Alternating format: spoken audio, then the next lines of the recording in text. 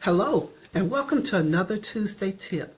This month, we'll look at things that have and are changing in our industry, especially our documents. Today, we're going to talk about, since it's October, we'll talk about the COLA increase. We're due to get one this month, and what HUD has to say about it. The Social Security COLA increase is a way to deal with the inflationary things that happen within our industry.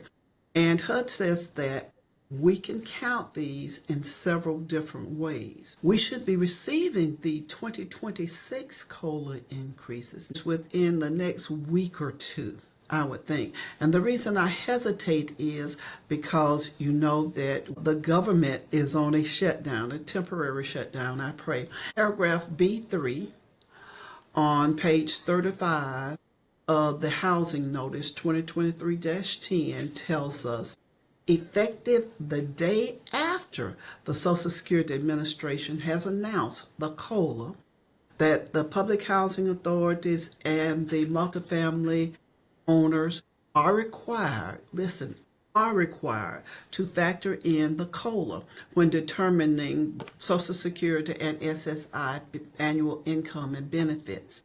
So this will be done during the annual recertification and any interims that have not yet been completed and will be effective January 1 of 2026 or later for the upcoming year, which is 2026. This change is a deadline that we got with HOTMA. Now, I've been asked, if I'm going to use that, do I put a note to the file that I'm using the 2023 version of what HUD tells us to do about the COLA?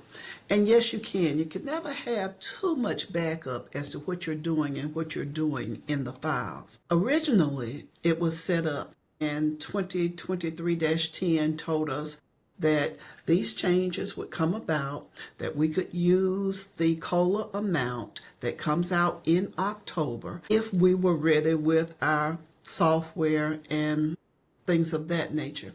Now, the software vendors say that they're ready, and we're waiting on HUD. I know HOTMA is a bad word to most of you, but it's coming, and it's becoming a lot better. Right now, the forms are out for review. If you have not gone out there to look at the HOTMA forms and the changes that will be happening with them, I encourage you to do so. Right now, it's open for comment. So if there's something that you see in the form that you don't like, go ahead and make a comment about it. You know, the COLA is an increase, and the certifications that HUD has given us and the guidance that they've given us told us that, you know, it's going to be a part of HOTMA, and they thought it was going to come a good little while ago, and it has not yet. We're looking for January of 2026. So if in a couple of weeks they give us this 26 deadline, you can go ahead and implement the COLA changes, the COLA increase.